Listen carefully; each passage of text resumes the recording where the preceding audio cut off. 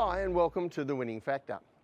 I'm Alan Aitken, and on this show each week we take a look at some upcoming races in Hong Kong and we try to isolate an element of the race that we might look back on later as having been a path to finding the winner. Well, Sunday racing in Hong Kong at Sha Tin this week, and the first race we're going to take a look at is race 8 and the winning factor up in class. Well, this is quite a handy class 3, 1600 metres with a number of chances, including Authentic Champ, who's racing well. Angel of My Eyes is returning from a short break. The likely leaders, Beauty Day and Looking Great, have winning chances. And the two I want to focus on, the last start winner, So We Joy, and the David Hall trained Charge On. Now, both of those horses that I want to highlight are rising in class, and regular viewers will know that's something that I often point to as a very good angle in Hong Kong racing. But as you can see on paper, they're coming from very different scenarios. One, smart winner last start, rising in class, and the other, unplaced. So let's take a look at their performances. First of all, So We Joy. Now, this is race 484. And this is his win 3 weeks ago. He's in pink colours. He jumps well, but there's good speed here, especially mid-race, and he drifts back into the second half of the field.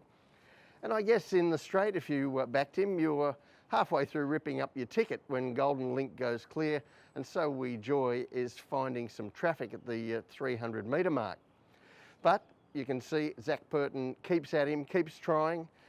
He persists, gets clear late, and then arrives right on the post. Well, a nice win, and a horse even better suited, I think, by the extra 200 metres on Sunday. 3 days later, Zach Burton was also on Charge On, and this is at Happy Valley in his most recent run, and this is race 489.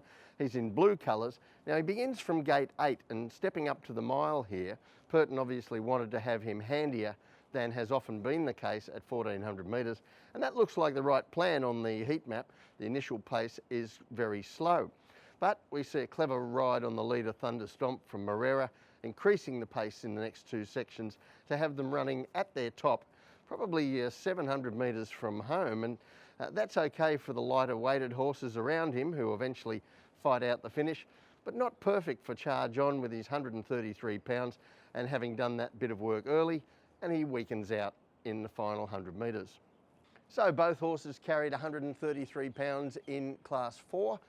One was a winner, one finished 5th, and you're looking at me saying, well, that's chalk and cheese. I know which one I want to be on.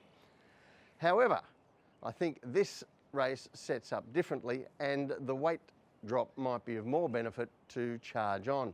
When we look at the map, his run was quite forgivable, I thought, in that race. Now he drops to 116 pounds, and Matt Chadwick could have him just as handy in a race without a lot of speed again, or he could revert to a more conservative mode further back. The inside draw gives him both of those options. But So We Joy, well, he won't get the pace to help him run on this time, and from the wide gate, I think he's fated to be caught wide or stuck way out the back this time, and I don't think that either scenario is going to help him. So the tip in race 8, Charge On, his winning factor up in class. Now, I know a lot of people balk at the idea of backing horses going up in class who haven't won, and there is something to that. The figures are stronger for last start winners going up in class, but it's still a potent angle going up in class and getting the weight drop, regardless of the lead-up form, and it's something that Hong Kong trainers have cottoned on to more recently. We're seeing it more and more. In fact, David Hall has already done it once this season with Red Brick Fighter, and I think he can do it again here with Charge On. The second race I want to take a look at on Sunday is race 9, and our winning factor here, the last start winner. Well, this class 3 has a number of chances to it, all in mind. Drops back in grade with Zach Burton book, so he's certain to get some attention. Good View Clarico is fitter for a solid recent run down the straight. John Size trained Juno Park, racing particularly well. And the lone last start winner in the field, Chanching Prince. Well, the winning factor here is a little bit of a giveaway, the last start winner, and we only have one in the race. But I wanted to show you some statistics regarding last start winners. It's something that we touch on from time to time on this show, and I know it's where a lot of punters start their search for the winner of any race with last start winners. And as you see here, that's probably a pretty good plan. The first table I'm going to show you ranks the Hong Kong trainers in order of who beats the market with their last start winners next time out since 2015, and Francis Lui tops the list. And at the foot of the table for comparison, you can see that backing all the last start winners in that time actually kept you ahead of the market, so it's a profitable play. The second table shows, however, that it isn't the case in the current season 2021. Last start winners are lagging behind market expectations so far, and only 4 trainers are ahead of the betting expectations, but Francis Lui, trainer of Chanching Prince, is there amongst them. And so this is a video of Chanching Prince's last start win, and he was returning from a pretty important holiday. In the 4 months since his previous start, he had been gelded, and I think we saw a better focused, sharper version of the grey in this race. So we'll take a look at that now. He's in pink colours, he's the whitish grey, and just behind the speed with the favourite this day, who he meets again on Sunday, Juno Park, in green colours, always behind and inside him in the run. And Chanching Prince, 3 wide but always with cover, and that was the place to be.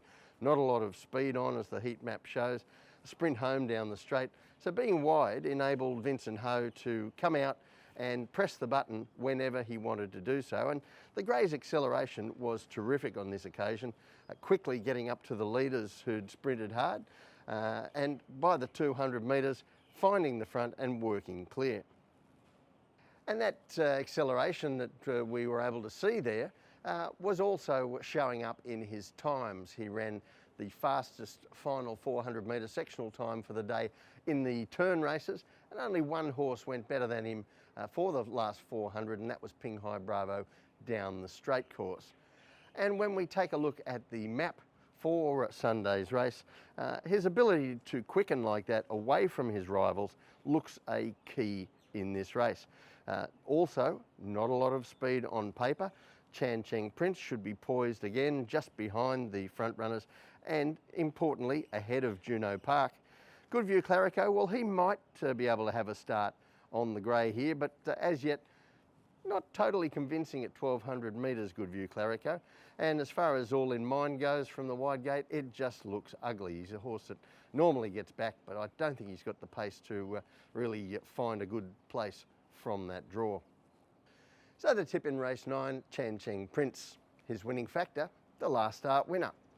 Well, those stats show that looking for your winner of any race amongst the horses that have won last start is not a bad shortcut to doing the form, and he's the only last start winner here, and to boot, his trainer Francis Lui, one of our most profitable to follow with last start winners. Well, that's it from the winning factor this week. Good luck on Sunday. We'll see you next time.